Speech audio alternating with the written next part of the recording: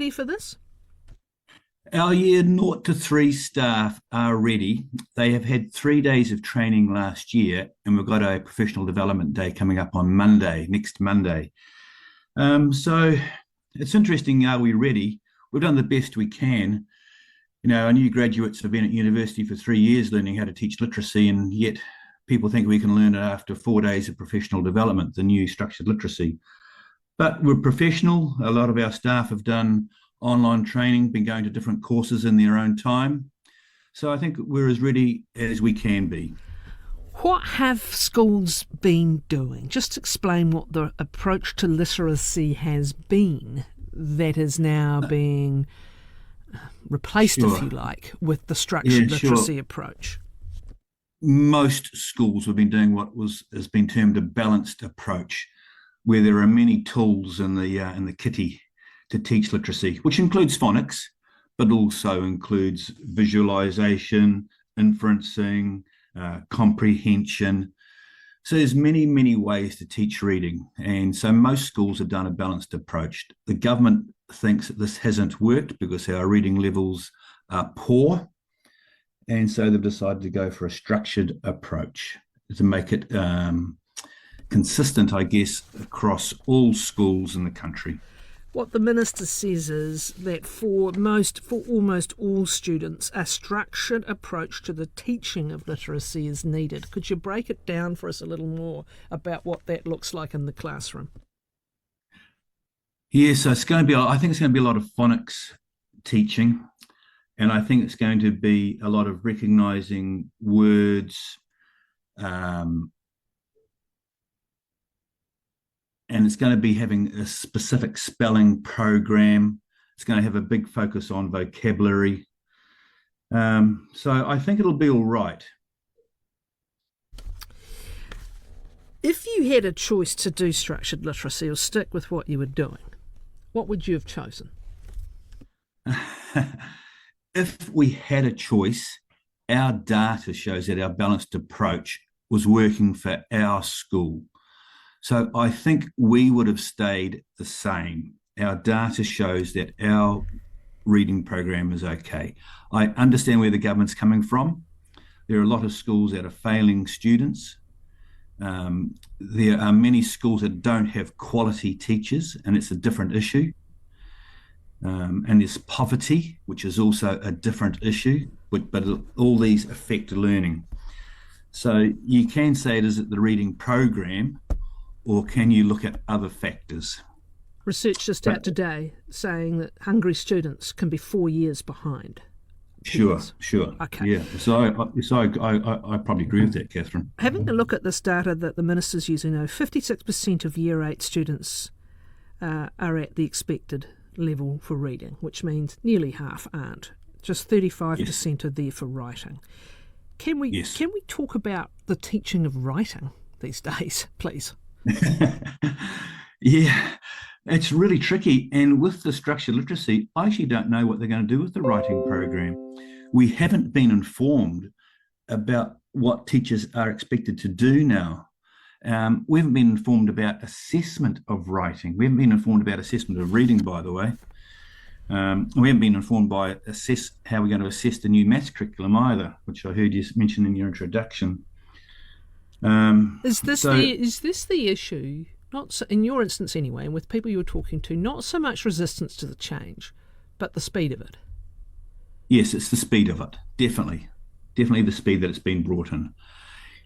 We've just applied. We applied last year for training for our year 4 to 6 teachers. We got accepted in a late ballot for the end of March. It's just too late. I think they should have had all the providers ready, had the training in place, and I think it's definitely the speed. If they brought it in 2026, it would have given schools a lot of time to prepare and then inform their parents regarding assessments, regarding the program. So teachers are basically learning to teach structured literacy at the same time as they're teaching structured literacy. Yes, they are. Yes. What are the sorts of programs? We did speak to the providers late last year, and they were concerned also about trying to be ready in time. But what are the sorts of programs that schools will use for professional development, Bruce? will be using the providers. They're going to come in and they will model how to teach the program. And so I think it'll just be modelling. How are your boys going? At one point, we spoke some time ago. You had a boys-only class to lift achievement. How did that go?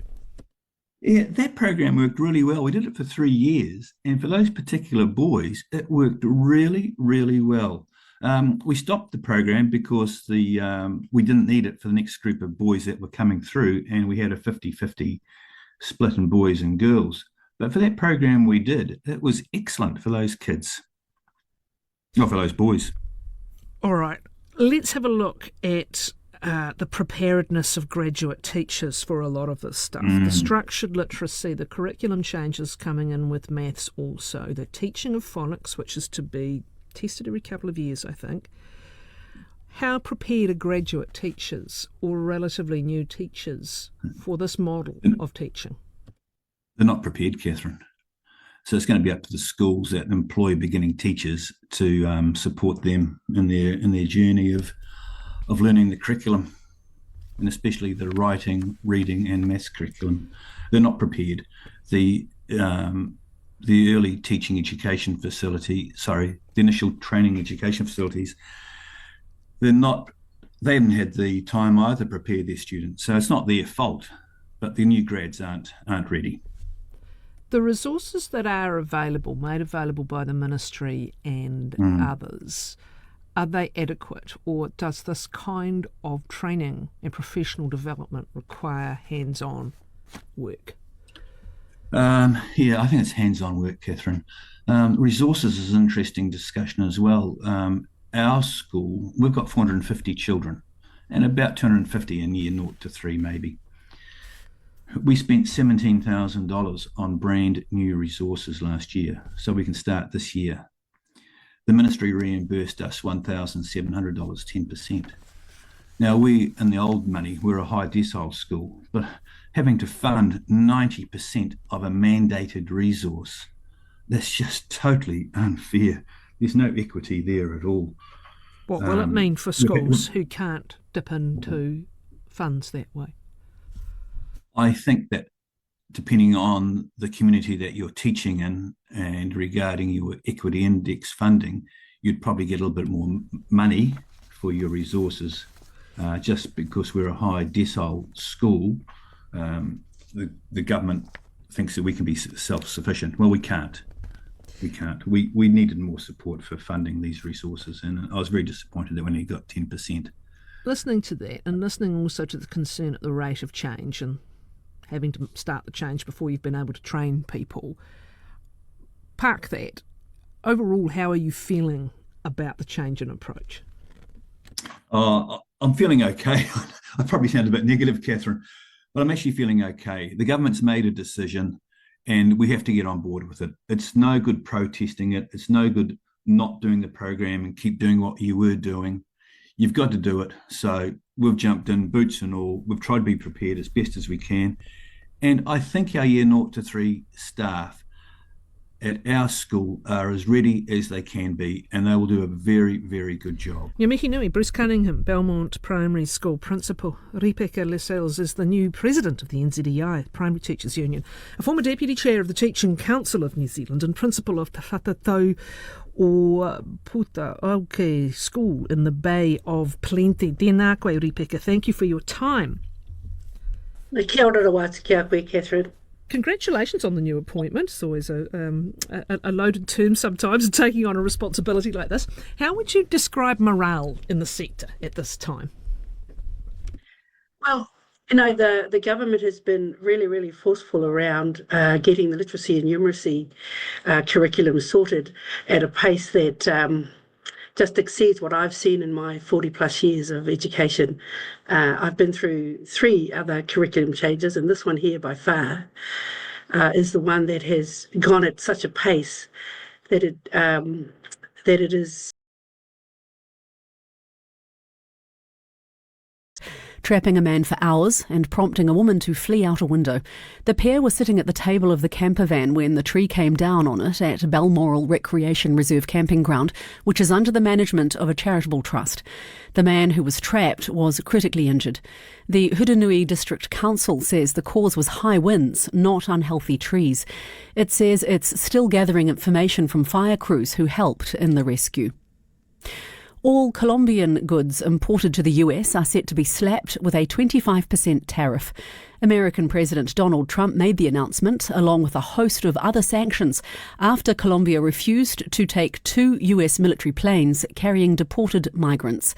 The BBC's Mimi Swaby explains how the move could impact Colombia's economy. The US imports about 20% of its coffee from Colombia. That's worth around $2 billion. And this is in addition to other imports such as avocados, flowers, crude oil. Interestingly, this is the first time Mr. Trump has actually gone through with the threats he's made on implementing tariffs. And these are alongside some very decisive travel bans on Colombian government officials, their allies and supporters, as well as enhanced customs inspections on all Colombians and cargo.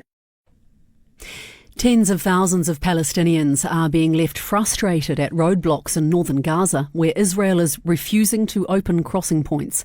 Israel is accusing Hamas of breaching the ceasefire agreement, despite reports of Israeli soldiers opening fire on people trying to get back home. A displaced Gazan, Abu Mohammed al-Nabi, told the ABC his family has faced unimaginable hardship.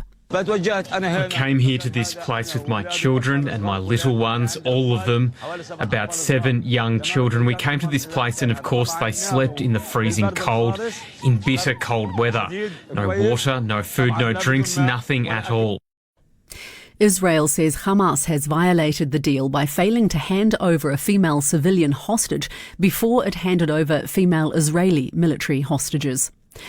And finally in this bulletin, Mount Hutt ski field in Canterbury is blanketed in snow this morning after a cold blast blew through last night. The General Manager of Operations for Mount Hutt, James Urquhart, says it's not unusual to get some snow about once a month on the mountain, but often in the summer months it's just a light dusting. This morning he awoke to see about 5 centimetres of snow on the Mount Hutt webcams. It's not going to affect us too long, that's for sure, because it'll melt pretty quick up there. In the next few days it'll be gone probably by this afternoon. Tomorrow, I'd say we'll be back to bare rock again, which will be great. James Urquhart says it was a bit of a rude awakening for the Mount Hutt maintenance crew who had their first day back on the job today. That's the news. Koina ngā pita kōrero. Checkpoint with Lisa Owen from 4 p.m. every weekday. Your stories, your voices, plus the latest news and key interviews in your complete wrap of the day from 4 to 6. Then it's me, Wallace Chapman, from 6 p.m. to 8 p.m, including the panel hour from 6, with in-depth analysis of the stories that matter to you, with our expert guests and panellists, and taking your questions. Checkpoint from 4 p.m. and the panel from 6 p.m. on RNZ National. Now the short forecast from Met Service to midnight Tuesday. For the northern North Island from Taranaki and Taupo northwards, including Bay of Plenty. Mainly fine weather, isolated showers in Northland clearing this afternoon, then developing again tomorrow afternoon. Taihape, Whanganui, Manawatu, Hawke's Bay and Gisborne. Partly cloudy with isolated showers, becoming fine tonight through tomorrow. Horowhenua, Kapiti, Wellington and Wairarapa. Showers, some possibly heavy, becoming fine from late this afternoon through to tomorrow. Nelson, Buller and Grey, partly cloudy, showers clearing on the west coast this afternoon and Nelson this evening. Isolated showers again in the west tomorrow morning. Marlborough and Canterbury, showers mostly clearing to fine this afternoon but lingering about inland Marlborough until tonight. Otago and Southland, isolated showers this afternoon and again tomorrow afternoon, otherwise fine spells. Westland and Fiordland, fine today, apart from showers about southern Fiordland. Showers developing throughout tomorrow, turning to heavy rain in Fiordland by evening. And Re Kohu, Chatham Islands, rain with possible thunderstorms, easing to showers this afternoon, fine tomorrow. We'll have the headlines and long-range forecast for you at 12:30 on RNZ National. It is 10 minutes past 12. Kia ora, Evie. Nau mai hoki mai ki te pūrongo o te paitūtanga. Welcome back to Midday Report for 2025 with me, Charlotte Cook. We'll start today as a historic Select Committee process has begun as the Justice Select Committee starts to hear oral submissions on the Treaty Principles Bill. A record 300,000 written submissions were received on the bill, with 15,000 people expected to give oral submissions over 80 hours. First up this morning was the architect of the bill, David Seymour, followed by legal experts, academics and organisations. Our political reporter, Lillian Hanley, has been watching this morning and is with us now. Kia ora, Lillian. What did Mr Seymour have to say to start? Kia ora, Charlotte. Yes, indeed. The first half of a number of days that we are going to be listening to these submissions, David Seymour was up first, and he reiterated a lot of what he's actually said already. There wasn't much new in his submission. So he poses that the treaty as a partnership is not a mechanism to achieve material equality. He says it's not necessary and it's not sufficient, that actually it's possible to help disadvantaged people without dividing a country into two groups based on ancestry. Now, there were submitters that actually pointed out Māori are disproportionately affected, and so the original kind of treaty principles have been a mechanism to interpret the treaty but also address some of the harm where the treaty wasn't honoured. I'll just say that Helmut Modlik of Ngāti Toa Rangatira, he's debated David Seymour in the past, says he really likes him, but he was quite disappointed in the fact that David Seymour sort of presented just the same arguments that he has, and it seems that Mr Seymour hasn't taken anything on board, Helmut Modlik said, over the past year. And how long did he get to speak for to start the proceedings? He got 15 minutes, but this was outside the allocation of those 80 hours. So it's a a very exclusive spot, you might say, but it is, ministers can be called up to speak on their bills. Right, and who else has had a chance to speak this morning at the start of 80 hours? I will try and get through a few of these. So Ngāti Toa Rangatira Chief Executive Helmut Modlik, he says the bill makes a mockery of the Crown's apology and settlement with his iwi, and that the bill has become an international embarrassment for New Zealand. We had legal academic Cowan Jones. He says the bill is flawed in both process and substance.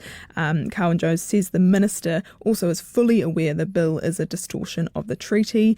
You had Tangata Tiriti Aotearoa, Dennis O'Reilly, saying that the Te Tiriti has been cynically cast as a device to privilege one set of New Zealanders, but he points out the metrics across all dimensions of well-being in Aotearoa demonstrate what an absurd lie that is.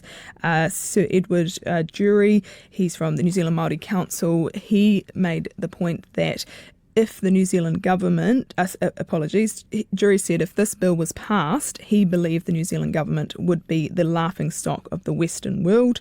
You have electoral law expert Graham Edgeler. He points out that it's not entirely clear how the principles would be applied. So whereas, currently the courts do have, a mechanism. They understand how the current principles are applied. So passing this bill would create a lot of ambiguity. Christopher Finlayson also pointed out that these ideas, these principles, don't belong in the Treaty of Waitangi Act, similar to another thing that Graham Edgeler pointed out, that if these ideas of property rights or equal protection, they could be put into other laws instead rather than put into the Treaty of Waitangi Act. And I will just say a group called The Facts, they made a visual presentation outlining their issues with a lot of polling that is done. They criticised politicians and the media for creating a lack of trust with New Zealanders and stated the treaty is what caused a disruption to social cohesion. And just lastly, as I came in to speak to you, David Farrar was just presenting and he's supportive of the bill. He likes the principles, but says there could be a different way of going about it, as in if you could get consensus across Parliament about what these principles should be, he would like to see them enshrined in law, but wanted perhaps to see all parties proposing their own version and going from there. Right, well, we will see what else people have to say over the next 75 odd hours or so of this Select Committee process happening. Thank you very much. That is our political reporter, Lillian Hanley, who has been watching this morning. 12:15 now. We'll go to our other top story. The northern town of Mangawhai is cleaning up after a storm blew through over the weekend, although officials say it could take months for the damage to be fully repaired. The tornado-like storm hit in the early hours of Sunday morning, damaging homes, downing trees and power poles, and leaving the roads covered in debris. 2 people were taken to hospital in a serious condition. Now, John Burt is the Kaipara Civil Defence Management Local Controller and is with me now. Hi, John. What is the latest information you have on the situation? Look, the situation is improving. We've got North Power, the local lines company, working hard restoring the power to the last 200 homes in Mangawhai Village which don't have power. We've just recently been able to drop the last cordon that was in place, restricting access to an area of Old Waipu Road. And this morning we've had the New Zealand response team, a couple of Auckland-based teams, outdoor knocking and talking to residents and just giving them information and providing them with the opportunity to forward any damage and stuff that they need addressed urgently. So. Okay, and so with North Power out getting the homes reconnected, they were expected to have no power until about 5 o'clock. Is that going to happen earlier now? No, the indication is that it's still taken to about 5 o'clock. But what they've been able to do is the lower end of Old Waipu Road. They've restrung the lines, which has enabled us to open that access into a wider area. There'll still be traffic management in place, stop-go on one lane, but it provides better access for those residents than they've had for the last 36 hours. Right. And with the visiting and door knocking of residents that have been affected here, are you getting a clearer idea of the scope of damage? Look, we had a good idea of the building damage. Was yesterday we had rapid building assessments done by building inspectors from Kaipara and Auckland Council. So this door knocking that we've been today is around welfare needs. So just seeing how we can assist residents beyond assessing the damage to their houses. And what are people wanting? What do they need? Look, most people are fine. We've dropped things a lot like bottled water, milk and bread for anybody that needed it earlier today. But most people are just really wanting to be able to start the clean up in earnest. And once the power lines have been restored, their insurance assessors and contractors can get in and start doing some of those repairs. So is largely they're in a bit of a waiting game before insurance can get to their properties and the power restored before they can really crack into stuff? Yeah, there are some properties that have already been that are accessible, and insurance have already started that process. But there's this pocket in Old Waipu Road which hasn't been, but hopefully later this afternoon they'll better get up there and start their work in terms of assessing damage and for each of their customers. Now, I imagine some of the shock of the Sunday morning storm is starting to wear off and people's emotions might be changing a little bit.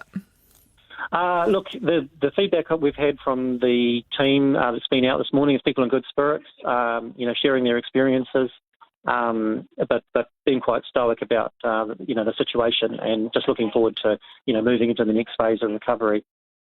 And tēnā koe, thank you very much for the update. So some of the cordons have lifted there and power is expected to be restored to the last 200 remaining homes by 5 this afternoon. That was John Burt, the Kaipara Civil Defence Management Local Controller. 19 minutes past 12 now on Midday Report, te pūrongo o te pautūtanga, and I'm joined now by RNZ's business editor, Giles Beckford. Hello, Giles. Kia ora. Happy New Year. Let's look at these job ads. They fell from last year. They are indeed. Weak demand for workers in interest rate sensitive industries is expected to continue through the year until productivity and sales pick up. Well, the BNZ and SEEK employment report for December indicates it had been a difficult year for people looking for jobs. Ads were down 22% in the year ended December on the year before. Well, BNZ economist Doug Steele says it will take a bit more time for the retail and manufacturing sectors to see an increased demand for labour. Firms aren't going to immediately lift staffing levels. Usually you see some sort of lift in productivity, i.e. you get more sales per worker, and it's not until you get, sales well and truly underway upwards and confidence that that's going to continue before you see firms actually push the button and say, yes, let's hire more staff. At the moment, there is intention to in the coming period, but I don't think that the confidence is quite there in terms of expectations around sales growth to start with, and then persisting. Well, Doug Steele says the construction and property industries have had a 35% fall in job ads over the past year, though there is some hope for an improvement, with building consents appearing to be stabilising and hiring intentions improving. And staying with the economy, ANZ is expecting tepid growth over the course of 2025 as the economy looks to recover from a bruising 2024. The country's biggest bank says positive economic growth numbers will likely show up at the end of 2024, but it's not going to be a sudden reversal of fortunes. The bank's senior economist, Miles Workman, says recent indicators suggest an improvement in conditions, but by no means strong demand. He says it'll be some time before the country sees any decent growth. It depends on what you really define as decent growth. So, in terms of quarterly growth, we actually have penciled in positive growth for the fourth quarter of 2024. We don't actually have that data yet. We're not going to get that data until March this year. But we have positive growth from here every quarter going forward in our forecast. But in the term decent growth, look, we're expecting in the very near term to still have quarterly growth coming in below its historical average pace over the next few quarters, but then picking up over the latter half of 2025 and into 2026 towards more of its historical pace, which is closer to around about 0.7% quarter on quarter. Well, ANZ's picking 0.4% growth in the 3 months ended December, would mean the economy coming out of recession. Well, dairy company Synlait is looking optimistically at a better year after what was a horror year in 2024. Last week it forecast a half-year underlying profit between $58 million and $63 million. That's about 3 times what it earned a year ago. The future of the company was on the balance for much of last year until it secured a rescue package from its 2 major shareholders, Bright Dairy and A2 Milk. Synlait's acting chief executive, Tim Carter, says getting back on track and thriving this year will be a challenge. It's tough. Make no mistake, it's tough, but there are green shoots, and I think that's really, really important. There are green shoots, and you can see that through what's happening with inflation, interest rates, etc. So sentiment is coming up as well. Look, there's still uncertainty through the US, and what does that mean back into China and all those sorts of things. And so what does that mean for New Zealand? Is that an opportunity? So there's a lot of the unknown factors out there. And so as much as we're focusing internally on our business performance, we're also looking externally and what does that mean for us in Synlait, and are there opportunities that could come over the next 24 months in particular.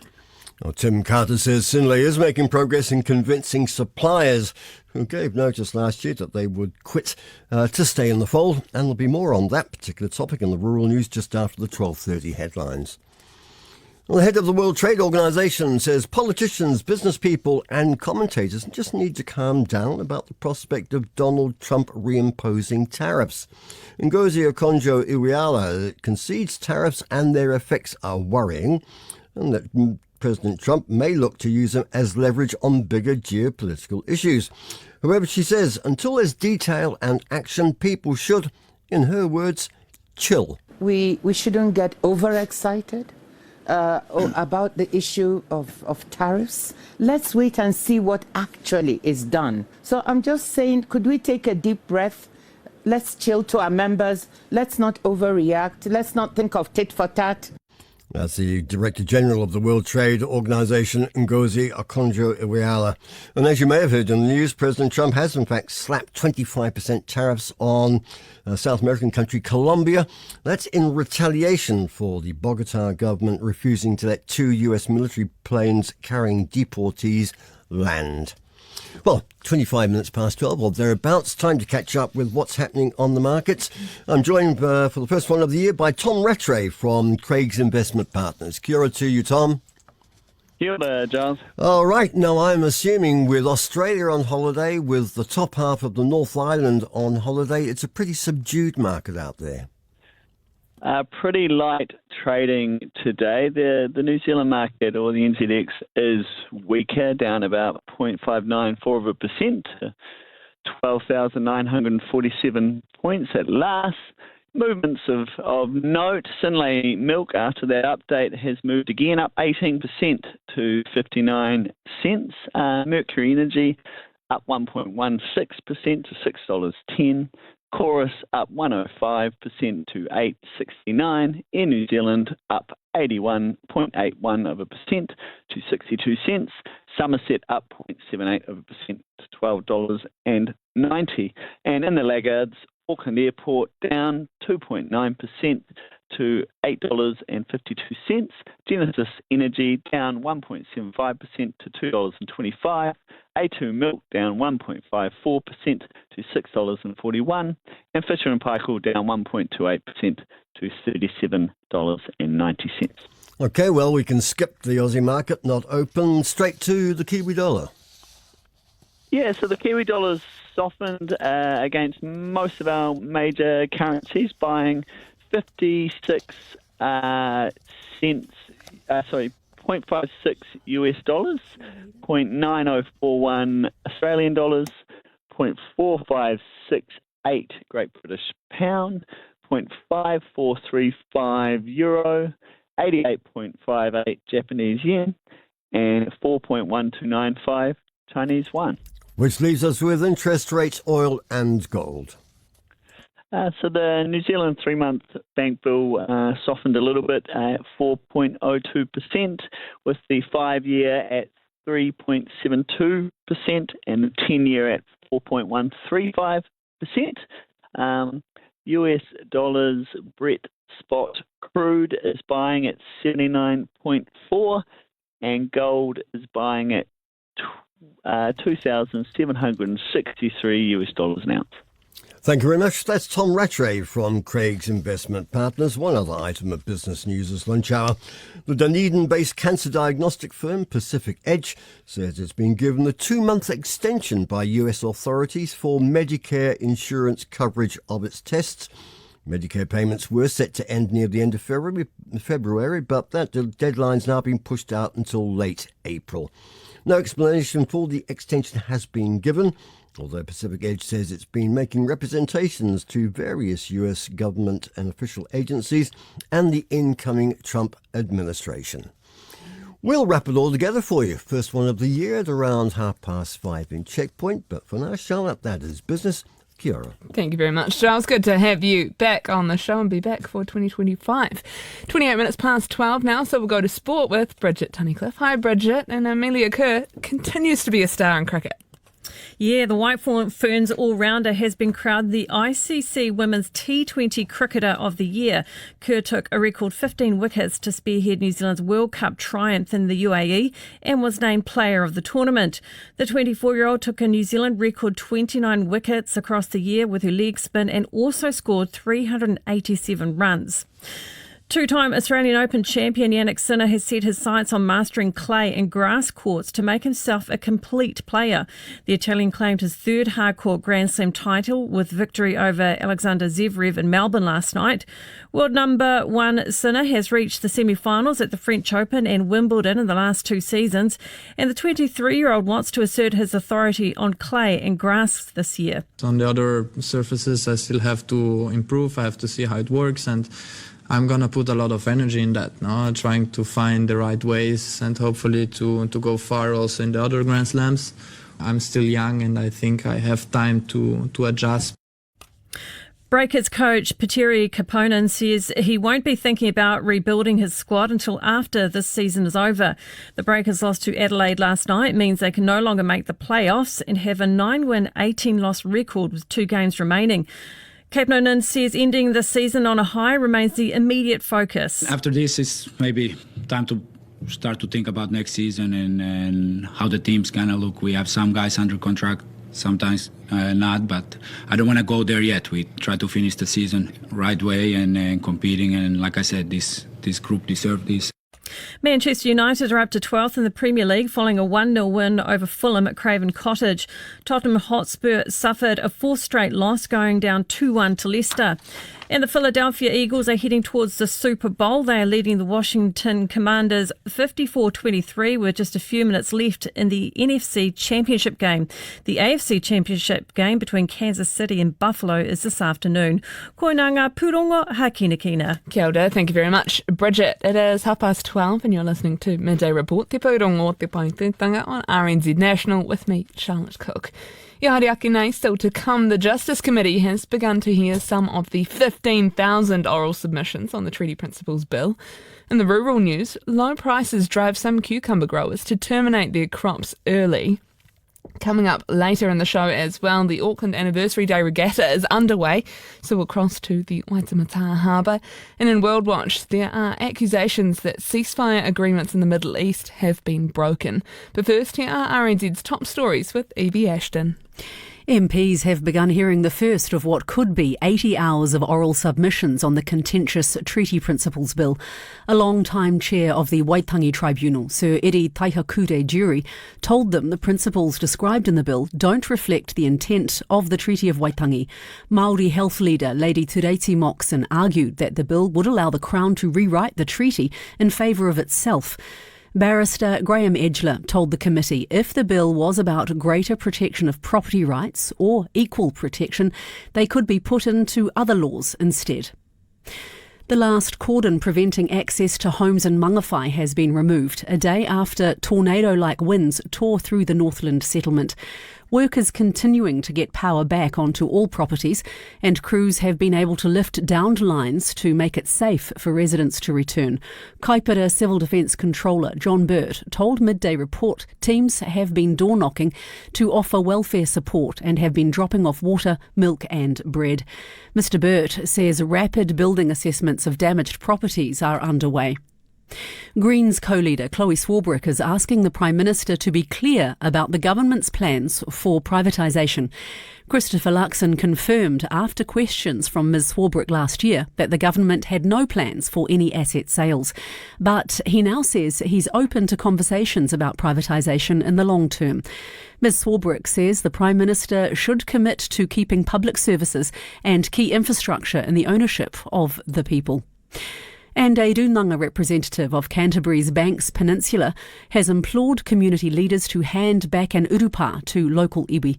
Submissions are being heard today on a proposal to revoke the reserve status of a burial site in Pudo and return the land to Te Hapu o Ngāti Wheke. Gail Gordon says mana whenua have been trying for over a century to return the urupa to whānau. A decision is due this afternoon. Those are the headlines. The long-range forecast is next. After 1 p.m, how did you spend your summer holiday? I spent mine talking to Cher, the global icon.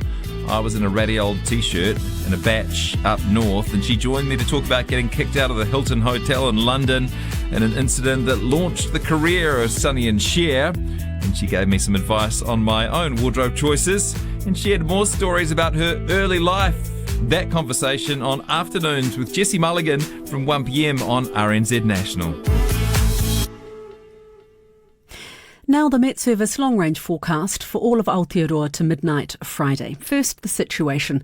A southwesterly flow lies across New Zealand on Monday, weakening later in the day as a high-pressure system arrives from the west.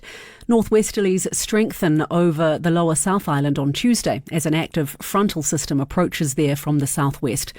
Looking at the weather to midnight tomorrow. For the northern North Island from Taranaki and Taupo northwards, including Bay of Plenty.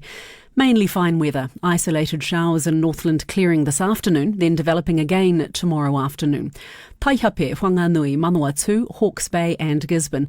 Partly cloudy with isolated showers, becoming fine tonight through tomorrow. Horowhenua, Kapiti, Wellington and Wairarapa. Showers, some possibly heavy, becoming fine from late this afternoon through tomorrow. Nelson, Buller and Grey, partly cloudy, showers clearing on the west coast this afternoon and Nelson this evening. Isolated showers again in the west tomorrow morning. Marlborough and Canterbury, showers mostly clearing to fine this afternoon, but lingering about inland Marlborough until tonight. Otago and Southland isolated showers this afternoon and again tomorrow afternoon, otherwise fine spells. Westland and Fiordland fine today, apart from showers about southern Fiordland.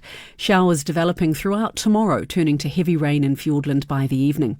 And Chatham Islands, rain with possible thunderstorms, easing to showers this afternoon, fine tomorrow. Now the outlook for the following 3 days. Wednesday at our upper, North Island, partly cloudy with isolated showers, mainly in the west and the north. For the South Island, rain in the west with heavy falls at first, clearing. Scattered showers in the east at first, clearing for most but remaining about Canterbury. At Aupare, Thursday, for the North Island, scattered rain developing in the west and south. Isolated showers elsewhere. For Te Waipounamu, the South Island, scattered rain in the east, clearing. Partly cloudy elsewhere with isolated afternoon showers inland. For Friday at Aupare, for the North Island, rain in the south, clearing, isolated showers elsewhere. For the South Island, rain in the northwest, isolated showers elsewhere. And at the Chathams, a few showers late Wednesday through early Thursday, otherwise long fine spells. Northwesterlies developing on Wednesday, turning southerly early Thursday, then turning northeasterly on Friday. That ends the Met Service long-range forecast for the 5 days ending midnight Friday. The time is 24 minutes to 1. Kia ora, Evie. Thank you very much. You are listening to Midday Report, Te Pūrongo o Te Paitūtanga on RNZ National. We'll get to the rural news now with Monique Steele. Hi, Monique. Happy New Year. But some vegetable growers are forced to abandon their crops early due to low prices. Yes, kia ora, Charlotte. Low retail prices for cucumbers have forced a number of growers to terminate their crops early. While inflation sat at 2.2% for 2024, vegetable prices fell 14.6% through the year to December. Simon Watson, Managing Director of New Zealand Hothouse, says summer's seen high yields for growers, but very little profit due to the low consumer retail prices. Hopefully consumers will be noticing very good value product sitting in the shelves. In particular, cucumbers are very, very cheap this year. There's been a steep drop in the price of cucumbers at supermarkets, which are now going for between 99 cents and $1.50 each. While this may be good news for shoppers looking for a bang for their buck with fresh produce, Simon Watson says it's left growers in a difficult position. It's not a great scenario for a grower. So in the case of cucumbers, I know there are a number of crops that have been terminated early, and a number of growers have opted not to grow them in the next round because it's been well below the cost of production.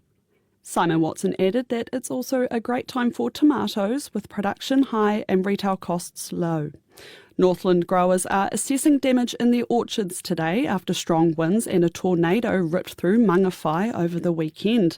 Dozens of homes were damaged, thousands were left without power, and people sustained serious injuries after Sunday morning's event. Mangawhai's Trudy Barnett grows avocados and other fruit and says local flower growers are especially impacted by the storm. She says while their 30-acre orchard will have lost a few trees, it doesn't compare to the damage to homes and people experienced in the village.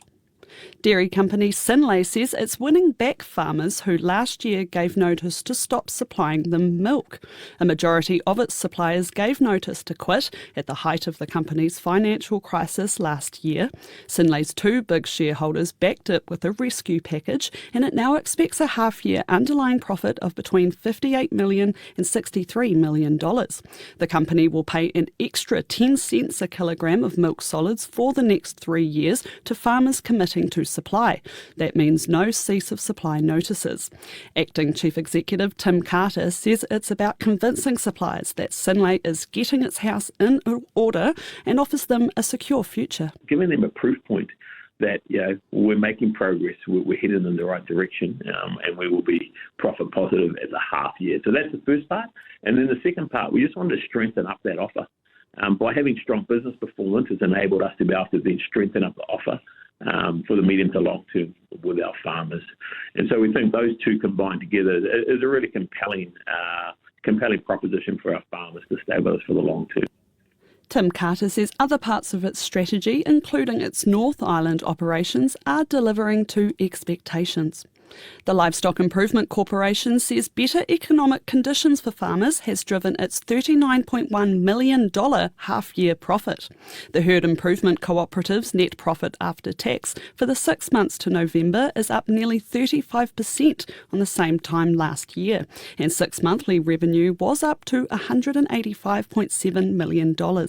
Chief Executive David Chin says it's had good demand from dairy farmers who have weathered recent financial headwinds and continue to invest in herd improvement. The result's really good. We've got our revenues gone up 8%, which is reflective of sort of strong demand for our core products and services. Our straw sales of our main product, Premier Size, was up 40,000 straws on the same time last year. We're seeing more farmers extend their artificial breeding programs to go from sort of 6 weeks to 10. And we're also seeing strong demand for a lot of our animal health testing, especially the Johne's disease testing. David Chin says its genomic product, launched in June, has analysed the DNA of more than 1 million animals, and he says a new testing facility will be built at its Waikato site later this year. And lastly, Southland farmers are still playing catch-up after a wet spring, which made for difficult pasture growing conditions, but so far summer's going well. Heavy rainfall late last year meant paddocks were too sodden for contractors to get in and start sowing new grass and crops at the usual time. But Southland dairy farmer John Pemberton says farmers have been surprised by just how well paddocks have recovered over the summer. There's still winter crop being sown, believe it or not. There's still Swedes being put in the ground. I'm seeing the precision planting drills getting around, spraying contractors, jobs seem to doing young grass, and they're still doing pre-emergence. That 90 mils before Christmas was absolutely needed. The farms, they're all cranking now. There's plenty of silage and baleage being made. Really good hay week last week for making hay, so there's plenty of that got made around the district. Probably as best as it's been all season for feed covers on both farms. Feed quality is still a bit of a challenge, but there's still plenty of clover. We've got rain in the forecast, so things are actually looking as good as we could expect.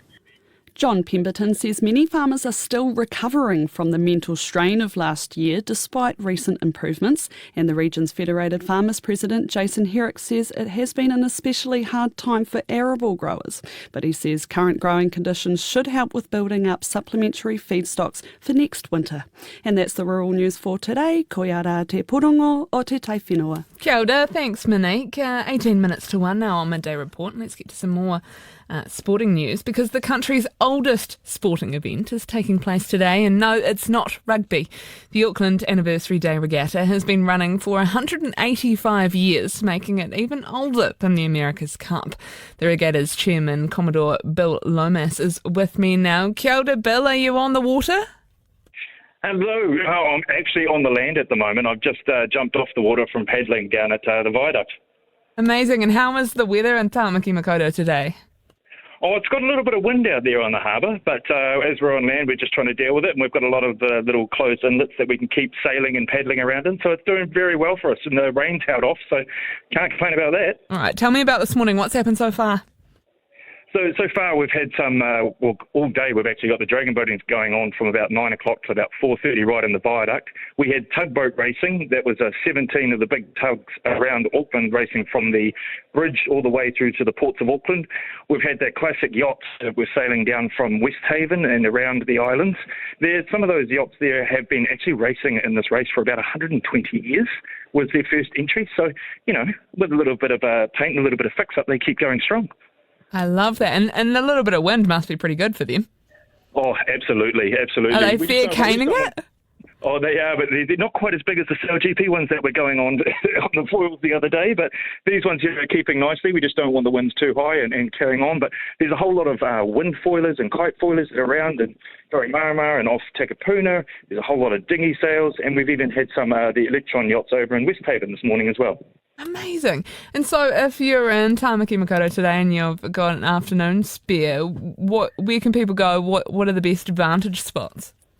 So at the moment, you could probably go down to right in the viaduct, right where they've got the bridge. You can see all of the dragon boats going down there. There's about 30 different teams competing till about 4 o'clock, so that's nice, close action. If you're looking out from either from Mission Bay or Marama, you'll be able to see some big sails out there. Also, if you go to regatta.org, you'll be able to see Auckland Anniversary Day Regatta, and that's just got a massive list of what events are, where they are, best places to watch. I mean, it's just a great place to be able to see everything that's out on the harbour today. There's like 13,000 people competing, so there's enough out there to see. And how did your race go? My race went pretty well. I've only done a couple of heats, so we've got one final to go. So fingers crossed, we're sitting there at about second place, so I'm looking for a win on this one. All right, good luck. Go get him. Thank you very much. That is the regatta chairman, Commodore Bill Lomas, who is competing and sort of running the events today in Tāmaki Makaurau. 1:45 now on Midday Report. In parts of Dunedin, yes, they were turned into 1800s-style Californian town over the weekend as Hollywood heavyweights film a new Netflix drama. Florence Pugh is one of the award-winning actresses starring in the 7-episode adaptation of the 1952 John Steinbeck novel East of Eden that's being filmed in Aotearoa. Otago local Julie Hall owns and drives antique carriages, which had a starring role on the day. They picked the Bruin, which has got a lot of original parts in it, but it's based on about 1880, the carriage. And the other carriage they use is an original 1890 Victoria. Both are four-wheel carriages. The Victoria has got a wee hood on it. It's an original leather hood. And the Bruin is a fully enclosed carriage. And so what do you normally do with those when they're not on glamorous film sets? They live in my little carriage shed. They're special vehicles that go out to do weddings and things like that. Yeah, and then I use those just for special occasions, but you have to keep the horses trained for using those vehicles because it's got to be a very well-trained horse to entrust them with something that's 135 years old. You don't just kind of start and have a horse and put it straight in that. You do not. You can turn something historic into matchsticks in seconds because, as I explained to people when they want to know about driving, that they sort of see these big four-wheelers and, yep, well, it's like teaching somebody how to learn to drive a car and back a trailer at the same time.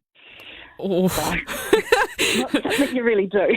No, thank you for that one. Do you have to get all hair and makeup and costumes? So yesterday was a very long day. Had to be at Woodrow at 4:30 in the morning. So we were a good hour there, and then got to unload everything and then start putting harness on horses and doing all that stuff. And did you end up rubbing shoulders with some big names? I don't think so, but there were several going past us. But you're so fixated on making sure your horse is understood that what they're doing, and you're constantly watching your horse's ears to make sure they're happy with what's around. So I kind of have a little bit of a block around me too because I'm making sure that I've got that horse safe, which means all the people going around you are safe. I think Florence was just at some stage sort of quite close to us, but we're so concentrated on what we're doing to make sure we've got a live animal on set. You've got to be very, very safe.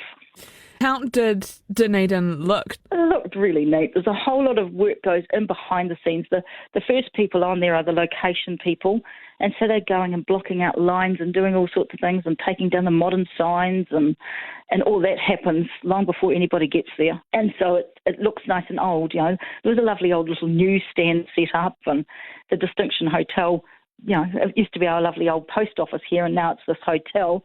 They had a newsstand out in front of it, and it was all in that old writing, and yeah, it just looked really magical.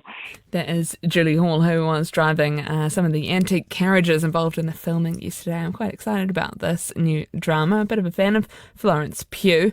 12 minutes to 1 now on Midday Report. Te Pūrongo Te Paitūtanga on RNZ National. And now we'll have a closer look at the top stories around the world. A bit going on. Neva Chittick is with us for World Watch. Hi, Neva. Israeli troops are reported to have fired on civilians, and that would be in breach of ceasefire deals. Ahi Marie, Charlotte. Yes, we start in Lebanon, where the 60-day period for the Hezbollah and Israel to remove their fighters from the country's south has expired. However, the Lebanese Health Ministry says Israeli troops have today fired on residents attempting to return. At least 22 people are dead and more than 120 are injured.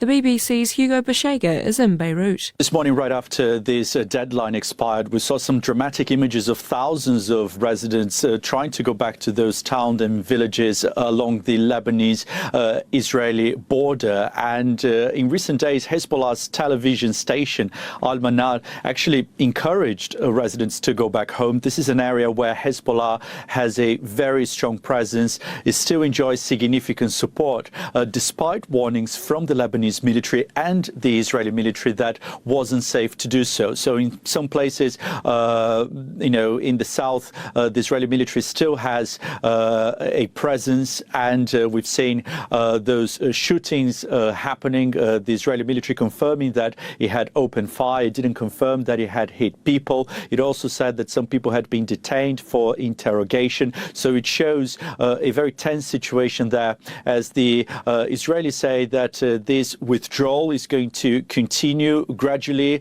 It hasn't said how long these troops will remain in the country, but obviously this is a country that has memories of Israeli occupations in the past. So the idea that Israeli soldiers are going to continue here in Lebanon, inside the country, beyond this deadline, is seen as unacceptable and a reason for concern.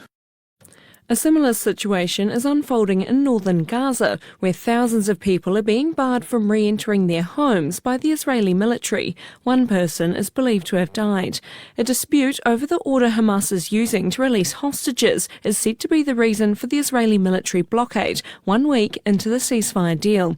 The ABC's Lauren Day has more from Jerusalem. Cars laden with personal belongings are backed up for miles at the Netzarim corridor in central Gaza, their owners hoping to finally return home to the north. But Israel has delayed its withdrawal from the area, accusing Hamas of breaching the ceasefire agreement by failing to release female civilian hostage Arbel Yehud before the 4 soldiers. It's understood she's being held by Islamic Jihad rather than Hamas, which could be the reason for the delay. The militant group maintains she's alive and has vowed to release her before the next round of hostages on Saturday. Meanwhile, US President Donald Trump is meeting the Egyptian president today to discuss his proposal to rebuild Gaza.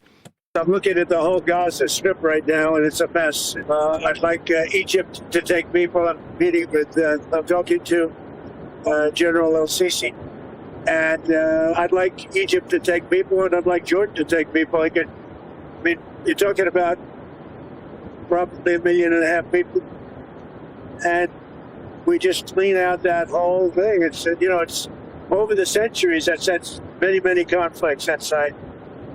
And I don't know, it's something has to happen, but it's literally a demolition site right now. Almost everything's demolished and people are dying there. So I'd rather get involved with some of the Arab nations and build housing in a different location where they can maybe live in peace. His comments have been welcomed by Israel's far right, including Ohad Tal, who chairs the religious Zionist party. He wants to solve the problem and not to keep fooling ourselves, as we've all done in the past 30 years, that maybe if we will build high fences and we will improve their economy and then that will bring stability and prosperity. Well, that has been proven that it doesn't work. And I think what President Trump has done in the past and is doing now is to think outside of the box and to try and bring new alternative ideas of how to really solve the problem. Jordan's foreign minister, Hamas and the Palestinian president are among those condemning Mr. Trump's comments, which some critics say appear to advocate for ethnic cleansing. Gamal Roshdi is from the Arab League. In light of the unprecedented level of destruction in Gaza, I don't think that we should give Israel a prize after 15 months of destruction by removing the Gazans. That would be kind of realizing the right-wing, the Israeli right-wing dream. It is tantamount to undermining the Palestinian cause completely. Kei te whakarongo mai, koe ki World Watch. You're listening to World Watch. The United Nations has held an Emergency Security Council session after 13 peacekeepers were killed in fighting in the Congo. Clashes between the M23 rebels and the Democratic Republic of Congo's army have intensified in recent weeks as the rebels advance.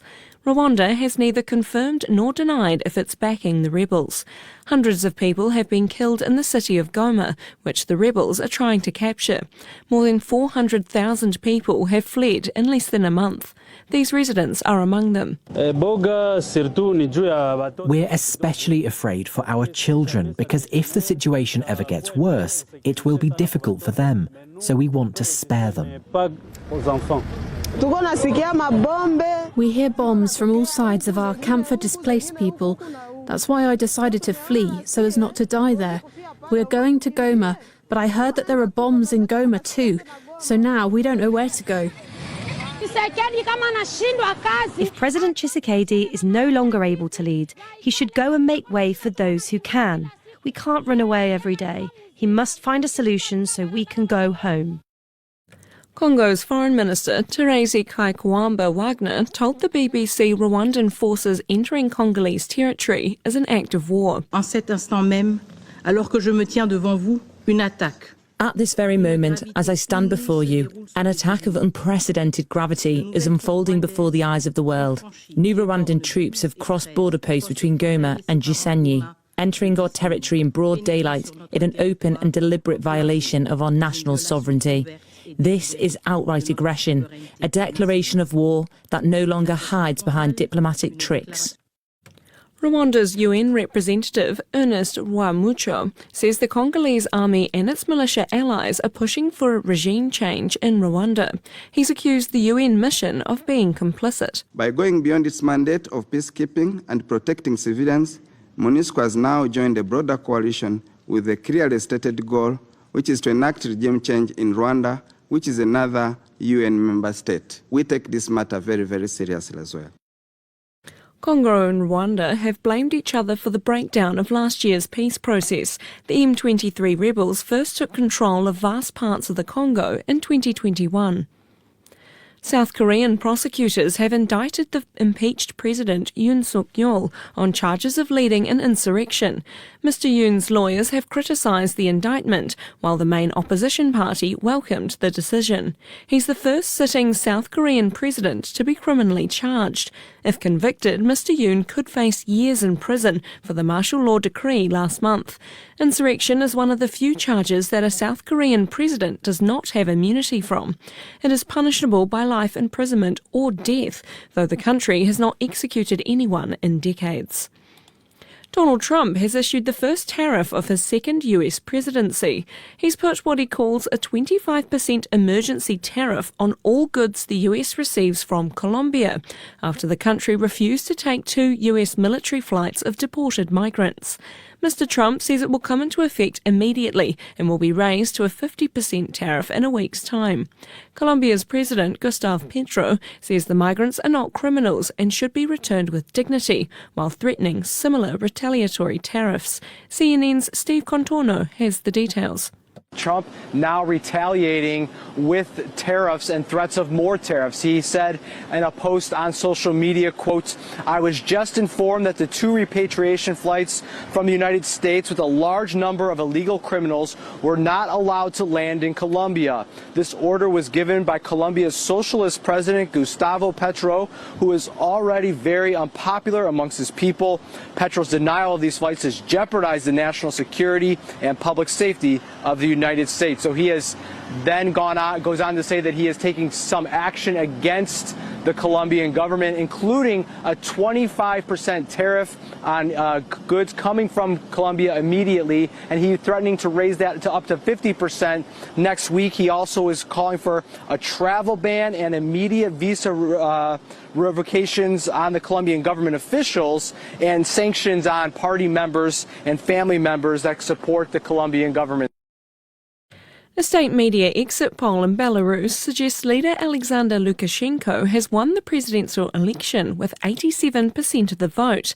The exiled opposition leader Svetlana Tikhanovskaya has told the BBC the outcome was never in doubt and the election is a farce. Mr Lukashenko has dismissed speculation he might hand power to one of his 3 sons. He says a new generation should emerge to lead Belarus by 2030. But it would have to be a man, because, in his words, a woman can't be a dictator. The BBC's Steve Rosenberg is in Minsk. Alexander Lukashenko cast his ballot, and then, at the polling station, he gave a 4.5-hour-long press conference live on TV. I asked him, how can you call this election democratic when your main rivals are either in prison or in exile? Some are in prison and some are in exile, Mr Lukashenko agreed. But you're here. Everyone has the right to make their own choice. That's democracy. On social media, the European Union's foreign policy chief, Kaja Kallas, dismissed the vote in Belarus as a sham. And that's all for Te Pūrongo o Te Ao World Watch today, Charlotte. Thank you very much, Neva. Nice to be back for 2025, but that is us for today, Monday the 27th of January. I'll be back tomorrow with the latest interviews and news from around Aotearoa and the world. If you missed us and missed some of today's episode, find our podcast, Midday Report Essentials, available wherever you get your podcasts. But for now, from us, kia pai tōra. RNZ News at 1. Good afternoon, I'm Marama Tipole. The government is loosening visa requirements for digital nomads, overseas visitors who want to tour New Zealand while working remotely for their employer at home. Economic Growth Minister Nicola Willis will make the announcement shortly at Wellington Airport. Here's political editor Joe Moyer. Today's announcement will make it easier for visitors like IT specialists to work remotely, providing they're not receiving any income from New Zealand sources. It would also extend to influencers as long as they've been paid by overseas companies.